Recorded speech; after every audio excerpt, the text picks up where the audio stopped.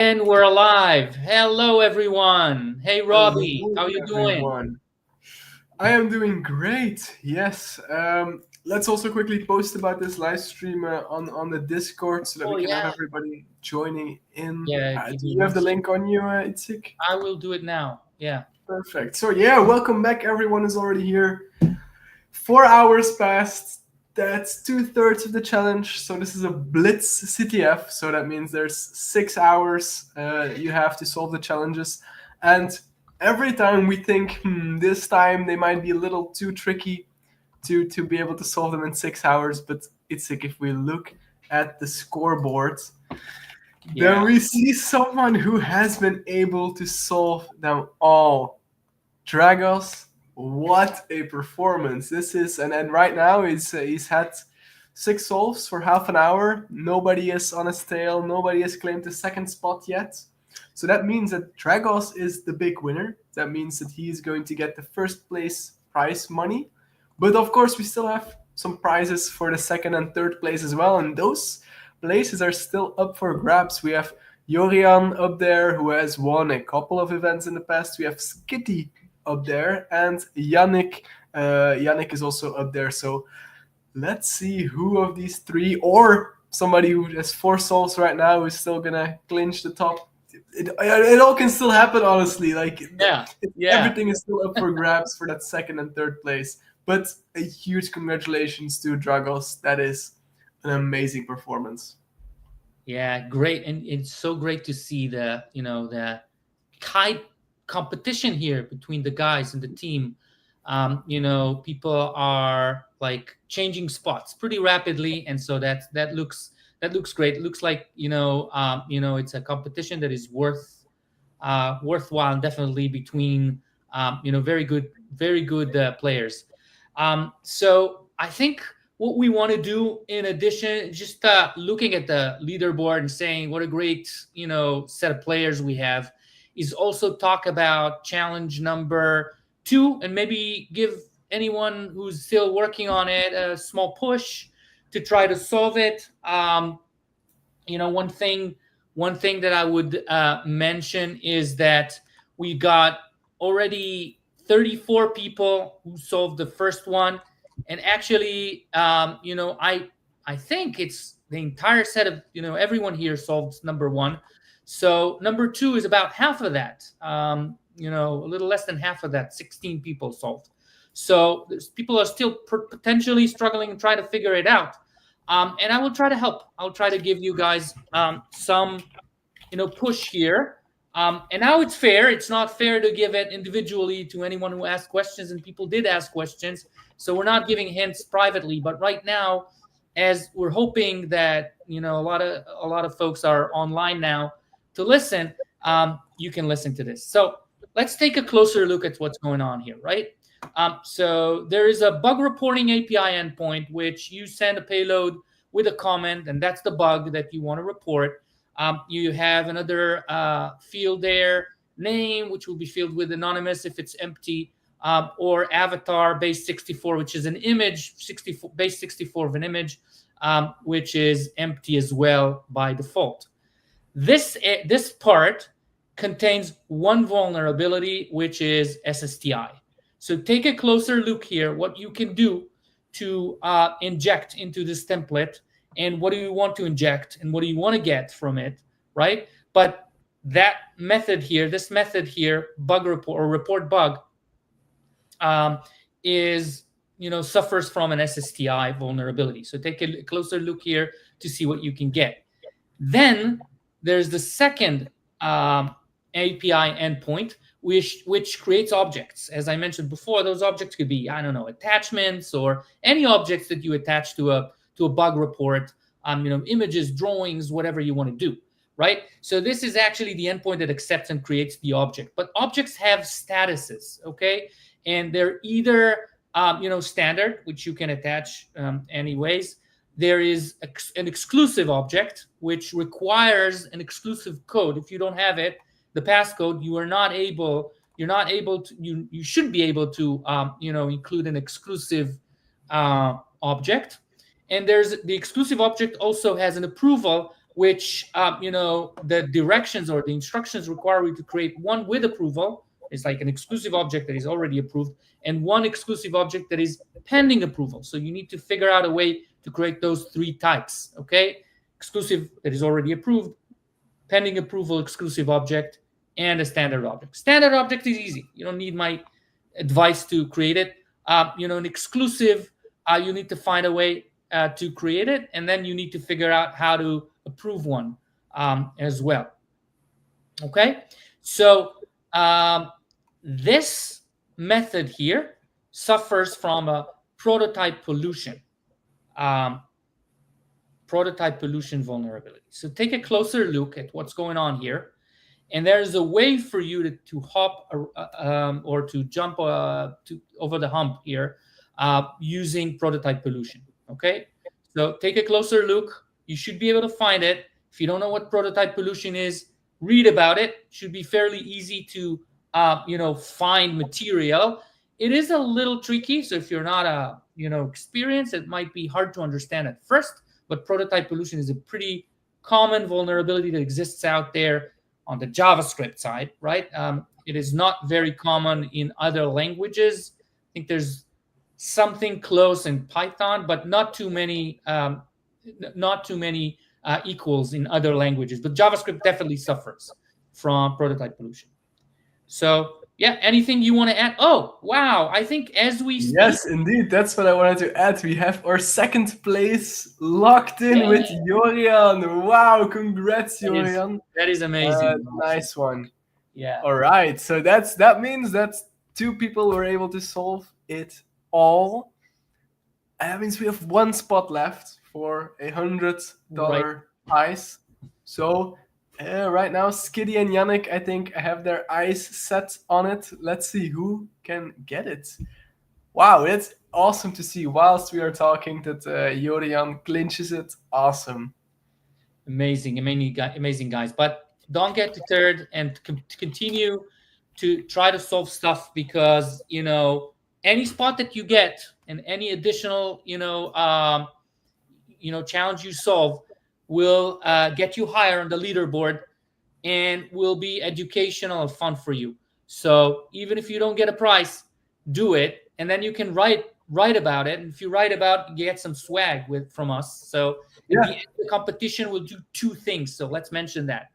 2 things. And in the chat, XT also asked the question, do we get style points for over-engineering the solution for a challenge? Well, write a write-up about how awesomely you over-engineered the challenge, and then, you can get also some swag.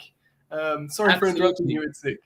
No problem. I love over-engineering, and again, it probably takes more time, but it actually shows depth, and it could give us ideas for additional challenges in the future. So I love it as well. But awesome. So most definitely there are points that we give for that, and that's the write-up thing. That's where you get to express what you felt and what you did on the challenges. And I think it's an opportunity for you guys to have a chance to write about it, but also get some swag, nice swag from Wizer for doing so. Okay.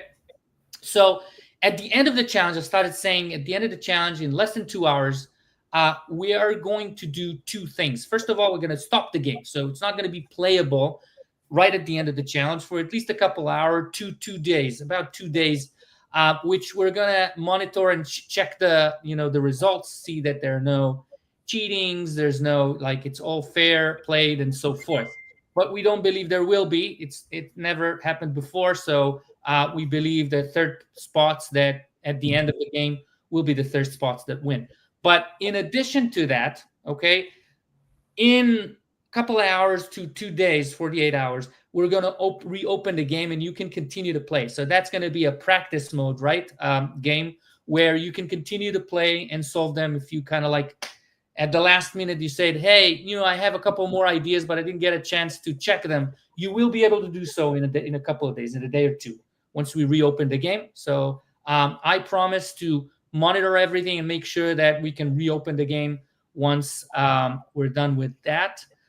In addition, we're also going to kick off the write-up competition. It's not really a competition, but it's actually a way for you to express what you felt and what you've done and what you thought about challenges. Kind of like walk the audience through the challenge. How did you solve it? What was unique about it, etc., etc. We've seen so many nice write-ups over the years here, so we're expecting that very much, and we will be reviewing all of them, and a lot of them are going to get swag for well done job, writing those write-ups, and we're going to publish them. And you don't even need to essentially solve a challenge to make a write-up. It can also be, hey, look, I took this challenge, I wasn't able to solve it, but this is everything I learned, these are all the paths that I did, and then afterwards somebody explained to me that this was a solution, so I played around with it and I learned these new tricks, and that's what I'm going to change in the future. That's, for example, a way to do a write-up. You can even, draw a write-up, make a video about it, write something on GitHub. Any way of working with these challenges and telling us about your experience is good enough for a write-up. So be creative with it. And yeah, absolutely. And yeah, someone asked here whether swag is going to be given for challenge number 1. Absolutely. Challenge number 1 is a valid challenge. If you solved it and you found it interesting, you're going to write something interesting. It's definitely educational, guys. I mean, many people logged in today. I can tell you, I know who logged in. Many people logged in today and weren't able to solve a thing. Okay, so even solving challenge number 1 is important, educational, and a real world scenario, as Robbie mentioned before. It's not taking out of a thin air, right? We actually found it in the wild. Robbie recently found it and told me about it. And we were like excited to create something along the lines just to make create an educational opportunity for folks to see it. So absolutely, yes, any challenge here. And as Robbie mentioned, you don't even need to be able to solve it. Even if you got stuck and you want to describe what's so complicated about it, that could be a nice write-up as well. Not necessarily going to be the winner, but could definitely be interesting and could definitely be to be worth writing. So 100%. Yep. Any small hints for challenge number 5? I don't think I don't know. I'll leave it to you, Robbie. If you have anything you can say about it, great. But I'm not sure we want to do that. I think challenge 5, it's clear what the goal is. It's clear what the bug is. It's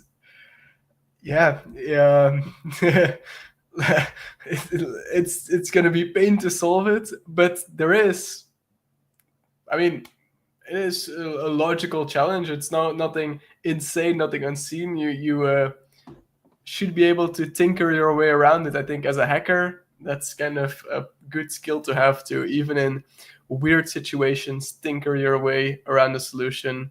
I've done pen tests where I found SQL injections and they built the craziest kind of web around it, blocking random characters, blocking uppercase characters, like is the case here. And still you have to bypass it. So, knowing deep down how everything works in this case is important.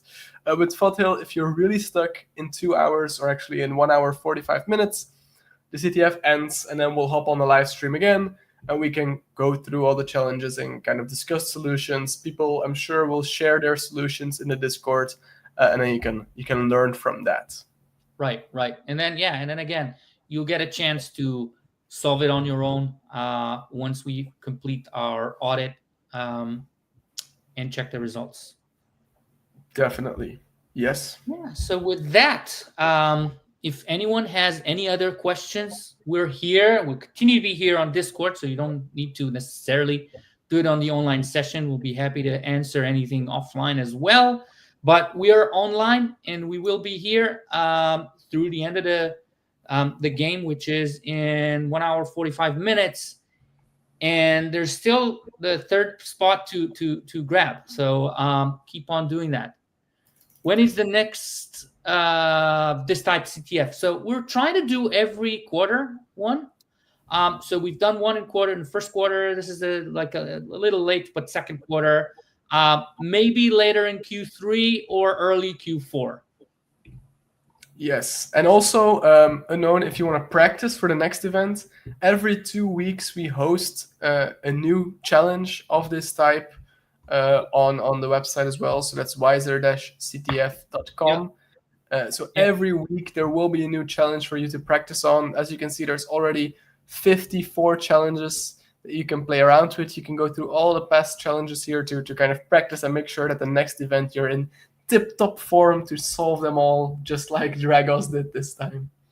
yeah. Absolutely. And the last one was released on Friday. This Friday, we're releasing one twice a month, a challenge. So it keeps on going. You can keep on learning. Some of them are trivial, and again, the purpose is educational. So some of them is going to probably be easier for a lot of you, but it's still fun. Still fun to try to find them, and some people within a few minutes solve them. Some people take time. And again, that's the purpose, educational. And at the end, once those retire, if you want to practice, so once those retire, this one is a like 48 is a retired challenge. Lastly, retired on Friday. And so there's always a link to a write up. So you can go to the write up. The write up will walk you through the code, description of the code, will walk you through what's wrong with the approach, will walk you through how would an attack look like. So it won't give you the payload. You won't be able to copy and paste the payload and solve the challenge. However, it will walk you through the thought process and give you some hints about the structure. And at the end of the day, it's going to let you build, your own flag, or sorry, your own payload to get the flag. Okay. And then eventually, not less important, because we are trying to teach developers how to develop securely. Why is that so important? And major takeaways, which are really, really important when it comes to those areas where you can find a vulnerability. You know that things like that happen in your code. How do you avoid that next time? Okay, what is the practice, the bigger picture practice that will get you there and will make sure you avoid things like that in the future or at all? So yeah, this is a great tool to practice until next time. And but we're still on this time, right? We're still playing, and there's still not this, but here we're still in the game. And this is great to see. There are already two solved, six, but there's still one to grab. So keep on cracking. Yeah, someone is saying here, if we're going to walk through about the challenges at the end will be great. And again, yes, we're planning to do that. I don't think we're going to solve all of them, but we're going to go through the principles, right, of solving them, Exactly. right? Yeah, we can share and maybe view the solution or like how you built the solution. But we're not gonna do a live walkthrough because then I think we'll be here for a couple more hours. But in the chat, I'm sure people will be sharing their solutions again. So that would be good. And unknown, if you want to elaborate the second challenge again, feel free to go back in the live stream on YouTube and look at what we said about challenge 2, and then you can review that to make sure that you can solve challenge 2. Yeah, right. It's recorded, so you can go back into what we said before. Should be there. Hopefully, it's helpful. Again, it doesn't solve your problem, but it gives you a direction on what you need to be looking at or for. And with some reading and digging, you should be able to solve it with what we said. Okay. Exactly.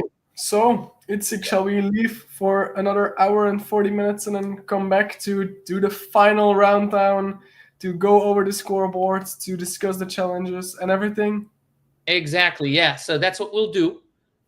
We are going to be back in probably 5 minutes before time. We want to do a countdown at the end. So 5 minutes before 4 p.m. Eastern Standard Time.